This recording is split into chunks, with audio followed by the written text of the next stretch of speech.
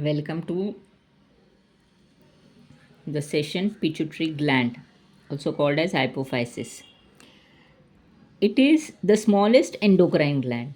We have seen hypothalamus, after that pituitary gland, but serves very important role in the human endocrine system. It directly or indirectly controls almost all other endocrine glands in the body. It is also known as master gland. Origin from ectoderm of the embryonic germ layers. Location, it is reddish gray in color and is roughly oval in shape. It is about a size of a pea. Pea means this much. The pituitary gland is located just below the hypothalamus in a small bony cavity of the sphenoid bone called sella turcica. The gland is attached to the brain by stalk. Stalk means stem like, called the infundibulum, which is continuous with the hypothalamus above.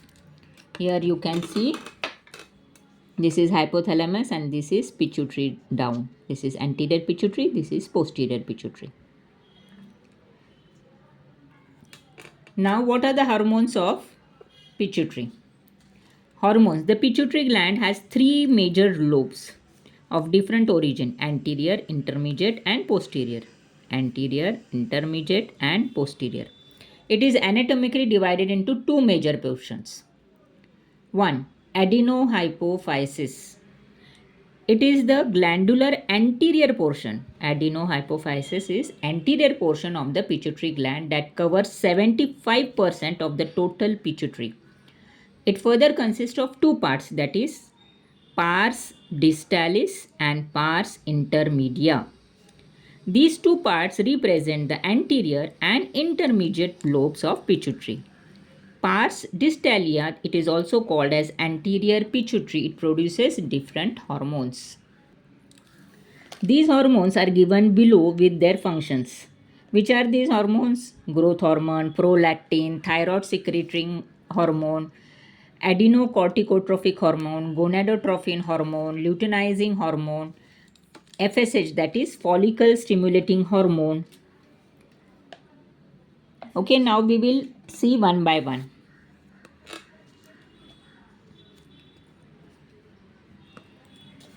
These hormones are given below with their functions. Growth hormone GH. The GnRH stimulates the somatotroph cells of anterior lobe of pituitary gland to release its growth hormone or somatotrophin. This growth hormone, what it does? Secrete somatotropin. Growth hormone stimulate body growth. What it does? What is its function? Stimulates body growth. Protein, fat and carbohydrate metabolism. Oversecretion of this hormone during childhood causes gigantism, that is excessive growth of bones. They are very tall. Whereas in adulthood causes acromegaly. In childhood, bones become long, and in adulthood, facial structures or breadth becomes more. It causes acromegaly, abnormal thickness of bones. Its low secretion results in stunted growth, that is pituitary dwarfism. Now, after growth hormone, if this growth hormone is more, it causes gigantism and acromegaly. And if it is less, it causes dwarfism, that is short height. Next is prolactin, PRL. The prolactin releasing hormone stimulates the lactotroph cells of anterior lobe of pituitary to secrete prolactin. What does prolactin do? Prolactin regulates growth of mammary glands, that is breast, and formation of milk in them after delivery of the baby. Next is thyroid stimulating hormone, TSH. The thyroid releasing hormone stimulates thyrotrope cells of anterior lobe of pituitary to secrete thyroid stimulating hormone, that is TSH or thyrotrophin. These TSH stimulate the synthesis and secretion of thyroid hormone from the thyroid gland. Adrenocorticotrophic hormones, ACTH. This is secreted when adrenocorticotrophin releasing hormone, ACRH, stimulates the corticotroph cells of anterior lobe of pituitary. This stimulates the synthesis and secretion of steroid hormones called glucocorticoids from adrenal cortex. What does ACTH do? That is adrenocorticotrophin do? These secrete or stimulate corticotroph cells of anterior, all are anterior lobe pituitary hormones. They stimulate and secrete, synthesize and secrete steroid hormones. Which hormones? Steroid hormones called glucocorticoids of adrenal cortex. Adrenal cortex is where? Above the kidney. Okay. Now is gonadotrophin hormones. What is gonadotrophin hormones? Hormones of gonads. It is the gonadotroph cell of anterior lobe of pituitary gland which secrete luteinizing hormone LH and follicular stimulating hormone FSH. Both of these hormones stimulate the gonadal activity, hence called gonadotrophin. They secrete LH, luteinizing hormone, and FSH, follicular stimulating hormone. Luteinizing hormone, LH. In males, it stimulates the synthesis and secretion of hormones called androgens from testes. Androgens from testes. While in female, induces ovulation of fully mature follicle, that is Graafian follicles, and also helps in maintaining the corpus luteum formed from the remnants of the Graafian follicles after ovulation. Now, this follicular stimulating hormone FSH in males, the FSH and androgen together regulate spermatogenesis, means formation of sperms. In females, these hormones stimulate growth and development of ovarian follicle, that is formation of ovaries or ovum.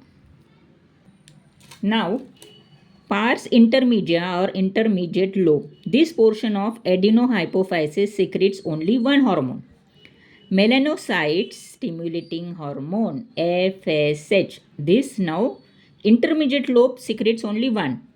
Anterior lobe, how many it secreted? Growth hormone, prolactin, thyroid stimulating hormone, adrenocorticotrophic hormone, gonadotrophin hormone, and luteinizing hormone.